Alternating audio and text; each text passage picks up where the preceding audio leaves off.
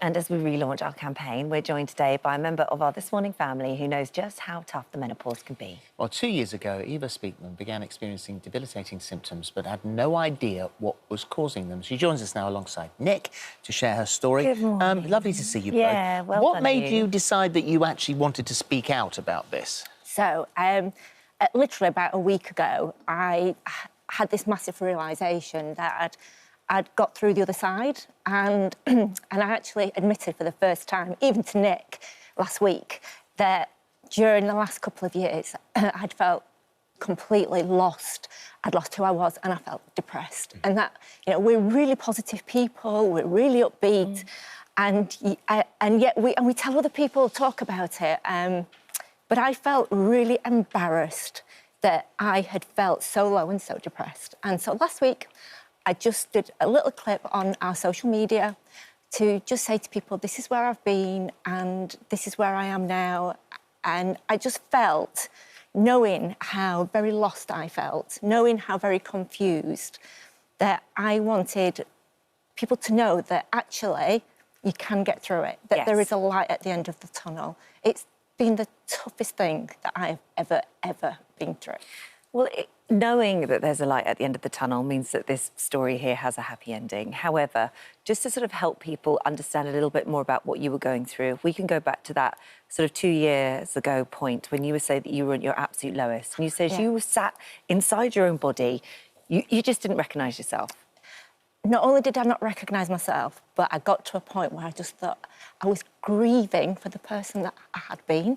And, you know, it started with things like my hair was falling out, things that I didn't attribute to menopause, so I had no clue. My hair was falling out, I'd wake up in the morning and it was as if the floor was on fire. I couldn't put my feet down because of the pain in my feet and my ankles. I started to gain weight, 24 pounds in weight I'd gained. My brain fog, I felt low mood, and I just felt that nobody would ever understand what I was possibly going through.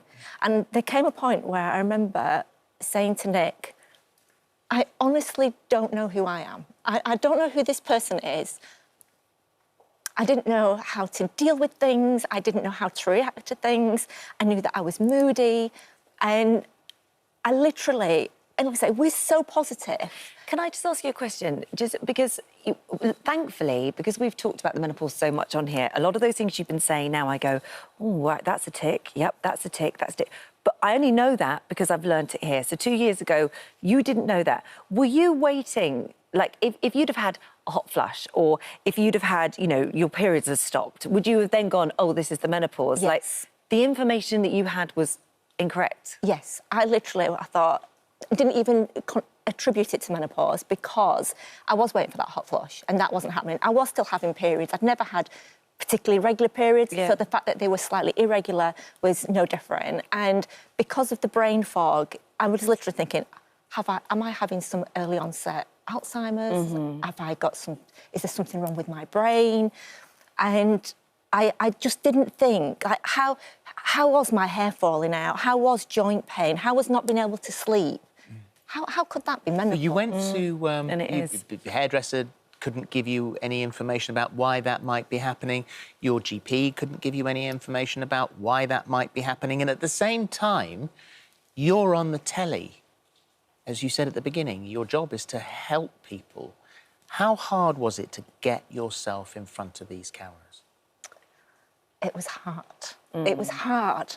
It was a lovely distraction, but it was hard because sometimes I was really frightened that I was going to forget what I was going to talk about. And there'd be times where we'd be sat just off the side of there, and I'd be doing breathing exercises because I was in just such a state and having to say, Eva, come on, you've got to help somebody else now, just put all that to one side. And it was really difficult, and I didn't want to let anybody down, and because I was so confused and didn't know that I was going through menopause, I just genuinely thought that it was me, but I didn't recognise me. Nick, for you, I mean, both your jobs is to make people better. Nick, we've witnessed you make people better all the time. How hard was it for you with the person you love the most in the whole world going through something like this and not being able to help her. It was so difficult because, you know, Eva said she lost herself. I lost my best friend and, you know, I was supporting her in the best way I could. But what was hard for me is I help people get better.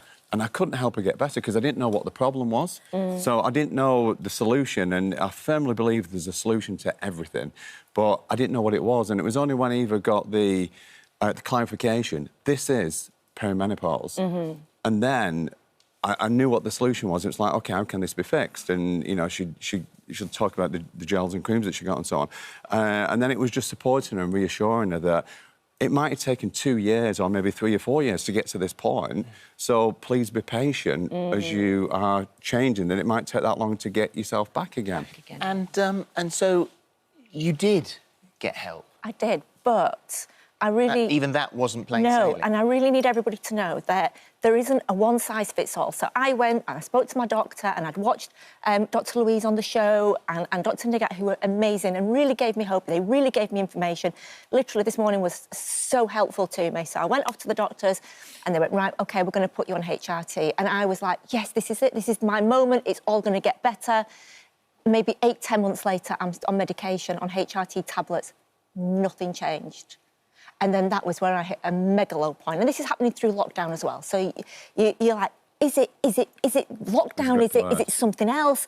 And I just said to Nick, you know what? I think I'm just going to have to accept this is me now, because I'm taking HRT and nothing's changing. But there's different types of HRT, Exactly. and that was the key for you. Exactly. So I'd gone from medication to then, again, Dr Louise was talking about how gels are better absorbed. I then learned that actually not everybody can absorb the medication, so I then went on to gels, and you can control that, and that's when things started to change. Not How overnight. quickly did it change? So quite within 3 months, the joint pain. I remember getting out of bed one morning and going, My feet are fine. Doesn't hurt. there's no pain. And it was excruciating pain. It was really bad. And I was like, OK, so that's now gone. And then we were, literally, when we were doing La La Land in LA, we were having a conversation and nobody could remember somebody's name from ages ago. And I went, that was... And I said this person's name, and they all looked, and Nick and the kids looked at me and went, Mum's back. She's back, Do you feel like you're back? Phillip, I have never felt better. Honestly, I have got energy, I can sleep, I've lost 24 pounds in weight without having to, you know, yes, I'm eating healthy. Look, there's a process. Yes, I went on HRT and I accept not everybody can, but there are supplements. I take supplements still because I thought I'm going You're going to look at your whole everything from all angles. I am on HRT. Again, I appreciate not everybody can, but there are supplements. You can go to your health food store and speak to them about different things. And then there's a worry about cost. But I have literally searched the market. And I know that places like The Range, B&M stores, Home Bargains, Wilkinson's sell multivitamins, and they are really well priced. So I do take natural supplements. And then yoga. Like, I've always gone to the gym, and even throughout all this, I was running and I was training, and still nothing was changing. And then I thought, I'm going to try yoga. Because, again, I'd heard Dr Louise talk about it, and I thought, OK, I have never been to a yoga class in my life. I literally went online, looked at YouTube, looked at photographs of different moves. I now practice yoga at home 3 times a week. You say your advice is don't admit defeat. 100%. That is the thing, that don't let anybody tell you that you can't get through this. And I honestly think that the best way is to go in to your doctors being informed. And what I mean by that is saying, get a list of all your symptoms. This is what I'm feeling. I know that through NICE guidelines, and you can take articles that are printed on the menopausecharity.org or on Newton Health's website. There are articles on there that you can say, I know that I am entitled. This is what I need. Please help me. Thank you for coming in and telling that story. It's very brave of you and it's very personal. And thank you for being here. Can I just add one thing? Yeah. That there's always hope. And when anyone who's researching on the internet and so on, you can always find the stories of things that don't work, right? But look for the positive ones, because you'll find them as well. They might be harder to find, but you can get through this, and as Eva did. No, All right, that menopause bus, as we said, is Manchester, Tuesday the 8th of November, Southend in Essex on Wednesday the 9th of November. Details are available on the app.